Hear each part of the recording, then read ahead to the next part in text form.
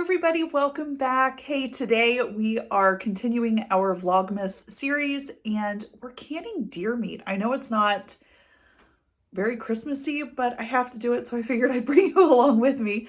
And I've got quite a bit of it here to can, so let me show you how we're doing it this time around.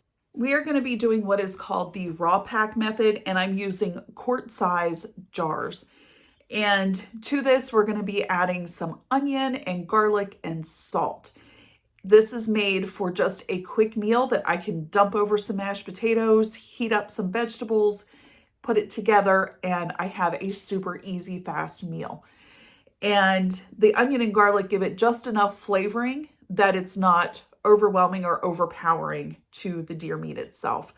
So we're going to do these in quarts, and they process for 90 minutes.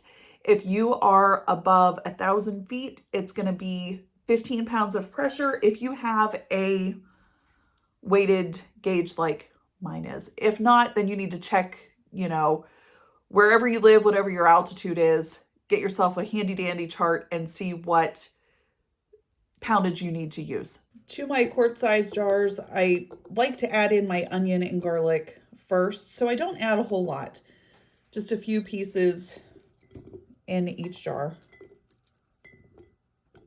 Garlic goes in next, and I put 1 clove in each jar. We are doing what is called the raw pack method. So you put your raw meat in, and the juices from this meat are what fill the jar.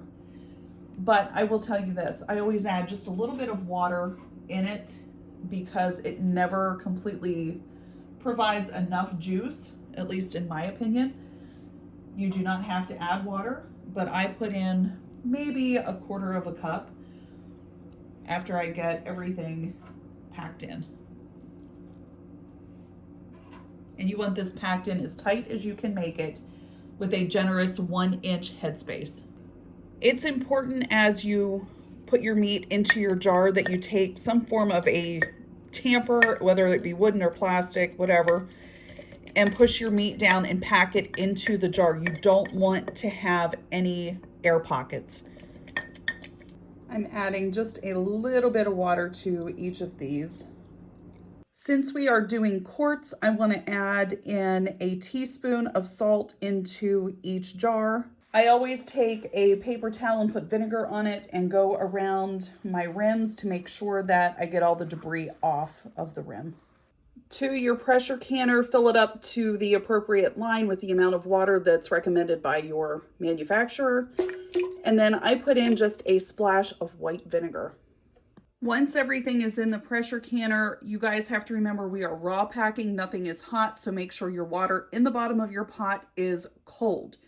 And then we're going to put our lid on, turn the stove on, and let the steam vent for 10 minutes.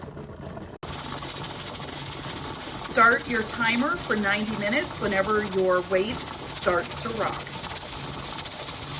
Once your timer goes off, turn your stove completely off. This will eventually stop rocking. Do not remove this weight until you see this pin right here fall flush with the canner lid.